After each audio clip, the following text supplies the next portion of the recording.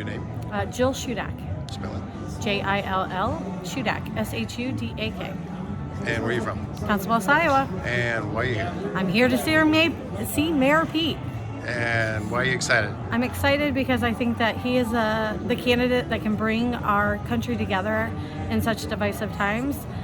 He's presidential, he backs unions, believes in education, and I think that he has good, strong policies for everybody to get behind. Do you have a second choice? I do. Amy Klobuchar. That's great.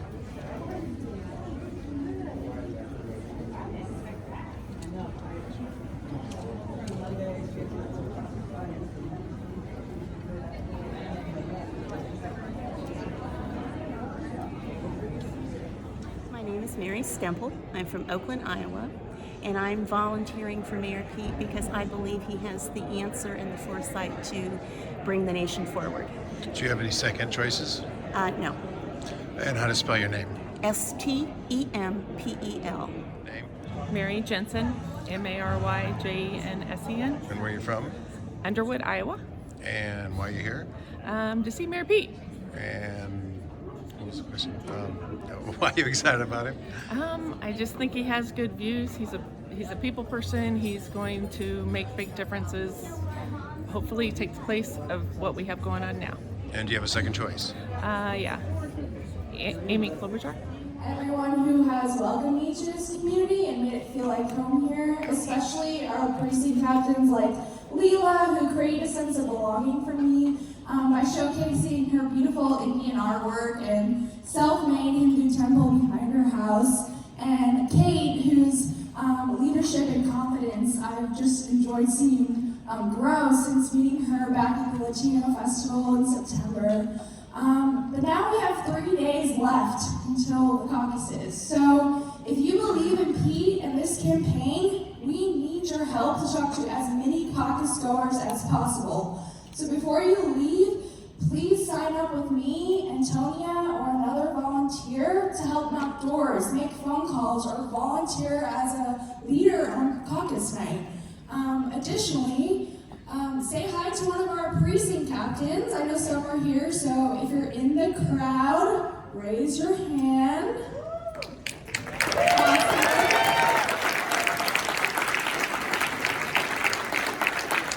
And finally, if you could pull out your phone right now. Buttigieg, the next president of the United States. So with that, it's my pleasure to introduce.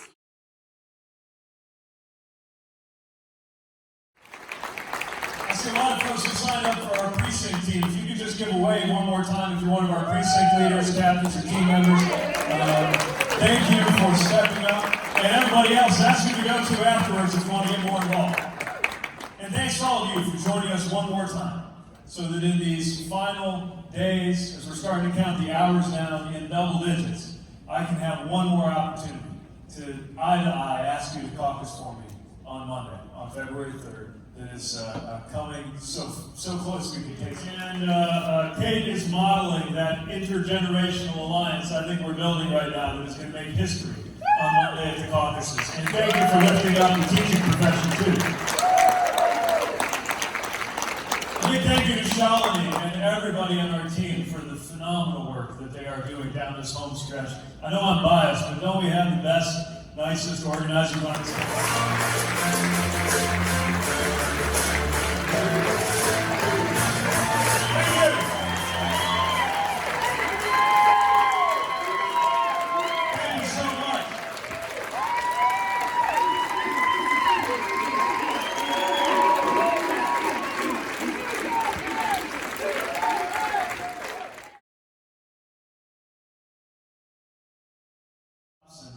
Backyards in Iowa, mostly just trying to get people to figure out how to say my name. I've learned that first name Mayor, last name Pete is probably the choice for a lot of folks. And the great news about the caucus is it's multiple choice. You don't have to spell or pronounce anything. But bonus points to those who have learned how to pronounce Buttigieg along the way. And by the summer, I knew the influence that you have by being the first in the nation right here in your communities. And I hear more and more about the imperative of making sure we get this right, because this is our one shot. We're watching the news out of Washington. It is extremely unlikely that the Senate GOP is going to hold this president accountable. But the good news is, if they are the jury today, we are the jury tomorrow, and this is our chance to send a message that no one is about to law. So let me start off by asking you to form in your own mind the image that is the guiding image for this whole campaign for me. And it's how it's going to feel. The first time, I want you to picture it as specifically as you can, that first time that the sun will come up over Council Bluffs, and Donald Trump is no longer the president of the United States. Isn't it a relief just to know that that day is going to come one way or the other? Isn't it nice to think that we can put the chaos behind us one day? Just on the future. Just think through the last half century, how we win. It's somebody who is opening the door to a new generation of leadership and moving past the political fights from before. So if we're thinking about how to make sure we win, if we're thinking about what risks we want to take, this is a good moment to remember that we win when we look to the future. I would argue is the exact same thing it's going to take in order to defeat Donald Trump, because he too represents a challenge, the likes of which we've not quite seen in our. Think about it, the sun will be coming up in a climate where we are this close to the point of no return, where in our communities, right here in the middle of the country, once in a century floods are becoming an annual occurrence. That's happening right now, and it's picking up steam. Sun will be coming up over an economy being profoundly changed by technology, by gig employment, by shifts that we could not have even pictured just a few years ago. And while the president's telling us everything's great because the Dow Jones is looking good, I think more and more of us are wondering whether that economy is going to serve us. Sure, we bring that day about. And the number one question I'm hearing now from caucus goers making up their minds is, how do we make sure we're going to win? And I'm here to make the case for you that you don't have to choose between the best way to win and the best way to govern. That actually the only way to win is the best way to govern, and it's to focus on the future. Now, another approach that's being offered to you comes from Senator Sanders, speaking to goals that I think everybody shares, but presenting it in a political form that says that you've either got to choose between a revolution or status quo, and there's nothing in between. Coming at the very moment when we actually have a historic American majority that agrees not just on what we're against, not just a majority ready to move on from this president, but on what we're for, just so long as we include everybody in that vision. A majority that is ready for a game-changing transformation to our healthcare system, the biggest expansion of coverage since Medicare was invented. Just not so sure about the idea of kicking people off their private plans. A majority that will embrace the idea of the biggest expansion in college affordability our country has seen since the GI Bill. Just not wild about the idea of working families subsidizing the children of millionaires and billionaires.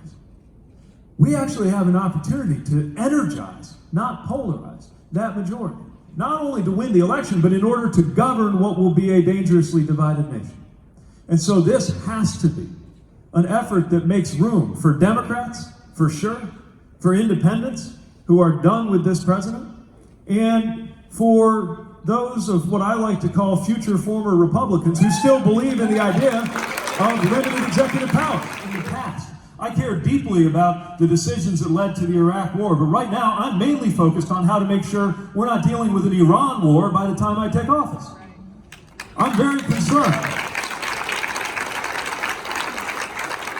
I'm very concerned about protecting Social Security, but I'm much less interested in who said what in the 1990s on the issue than I am in dealing with the fact that Social Security needs to be defended from a president who is seeking to cut that and Medicaid today. We have got to act now, and we've got to leave the politics of the past in the past and exchange it for a politics defined by boldness, by belonging, and by action. That is what I am offering you, and that's what I'm asking for you to favor in this country to ensure the economy actually works for us.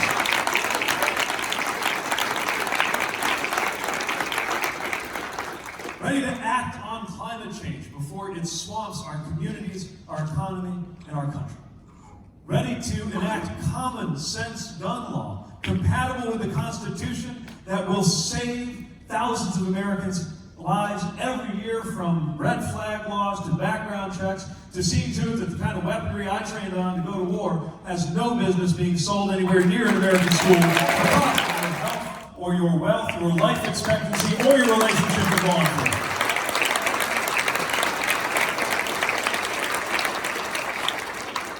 Ready to insist that no matter your religion, this country belongs to people of every religion and no religion equally, but people of faith could be paying as much attention to the Poor People's Campaign as to the 700 Club, because God does not belong to a political party in the United States.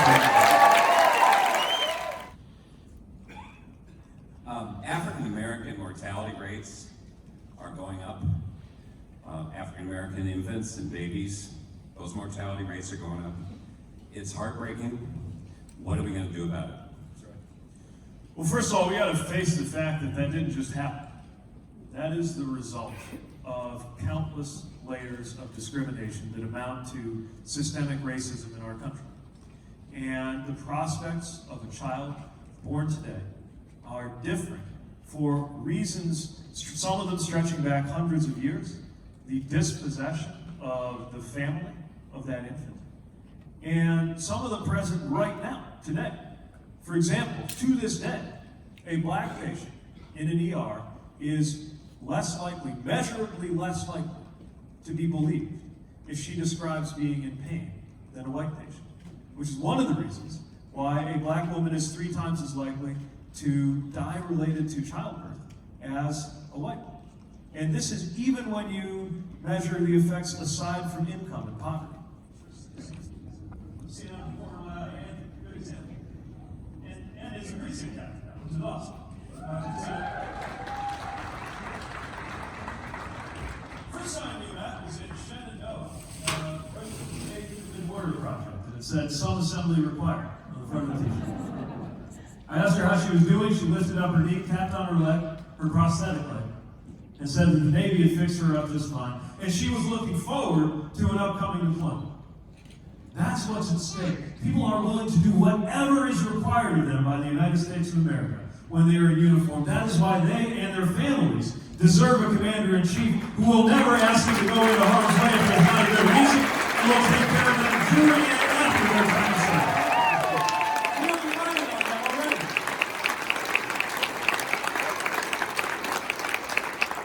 All we've got to do is galvanize, energize, and empower that body of Americans ready to make something happen. And so when I ask for your support, when I'm asking you to caucus for me, it's not that I ran for this office out of some desire to occupy it. It's in the name of a vision of what the office is for. I'm here to make the case that the presidency has a purpose. That the purpose of the presidency is not the glorification of the president, it's the unification and the empowerment of the American people.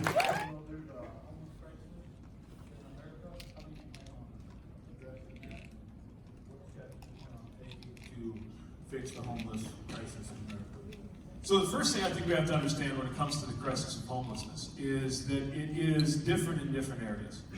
There are areas, certainly in Nebraska or Iowa or my hometown of South Bend, where you can buy a house for less than a parking space cost in Oakland. And yet, we have homeless issues in our communities too. So it's not only a matter of what's going on with the price of housing, although that's definitely For greater than 35 years. The last portion of my career I've spent in home health nursing and long-term care.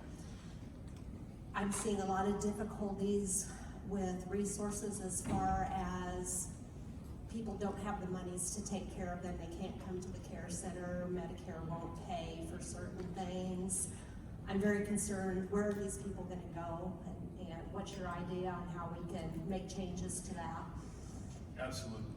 And this is another example of one of those issues that's going to gather in severity in the future. Barring some miracle of science, one thing we can count on is each passing year, each of us is going to get 1 year older. And we are not prepared for this. We don't have enough workers in the field. And we don't have a real system for funding long-term care insurance. I remember the conversation we had when my father became ill, sitting at the hospital with my mother and a social worker when we thought he was going to need long-term care. And watching my mother's face as the social worker explained politely that the best bet might be to just spend everything that she's ever owned until her assets are low enough to qualify for Medicaid.